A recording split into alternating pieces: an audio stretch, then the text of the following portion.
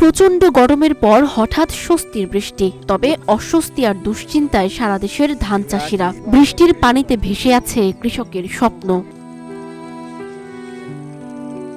মাত্রই ঘরে তোলার উদ্দেশ্যে উৎপাদিত ধান কাটা শেষ করে ধানের ক্ষেতেই রেখেছিলেন। কেউ কেউ আজকাল কাটবেন এমনটি চিন্তা করছিলেন, কিন্তু এরই মাঝে প্রকৃতির এই ভয়ানক খেলায় ভুক্তভোগী কৃষকের মাথায় হাত। নিজেদের পরিশ্রমে গড়া স্বপ্ন এভাবে বৃষ্টির পানিতে ডুবে যাওয়ায় হতাশ হয়ে পড়েছেন সাতক্ষীরার কৃষকরাও।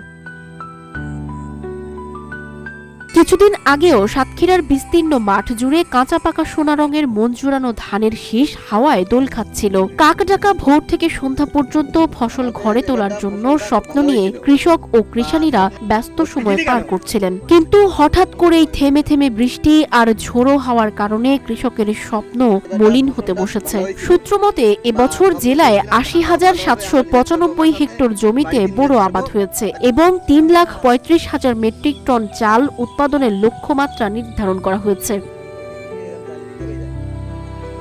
এদিকে চৈত্রের শেষে ও বৈশাখের প্রথমে ধান কাটার মৌসুম। অধিকাংশ কৃষক ধান কেটে শুকানো ও আটি বাঁধার জন্য মাঠে ফেলে রেখেছেন। বৃহস্পতিবার থেকে হঠাৎ করে বৃষ্টি শুরু হওয়ার কারণে ধানের জমিতে পানি বেঁধে গেছে। অধিকাংশ জমিতেই এখন পানি থই থই করছে।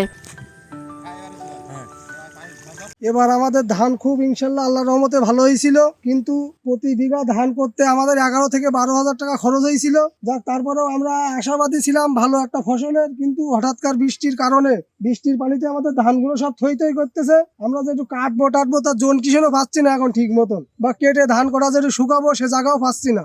ধান আল্লাহর রহমতে তো এবছর খুব ভালো হইলো, মানে খুব গাছ গোছ হইলো, সব দিক থেকে সব ঠিক, কিন্তু এই বর্ষায় একেবারে সব শেষ। পানি বেঁধে গেছে ভুইতে, এখনো ধান আগামী সব বানিয়ে 10-12 হাজার টাকা ধান ডোবাতে এই পর্যন্ত খরচ।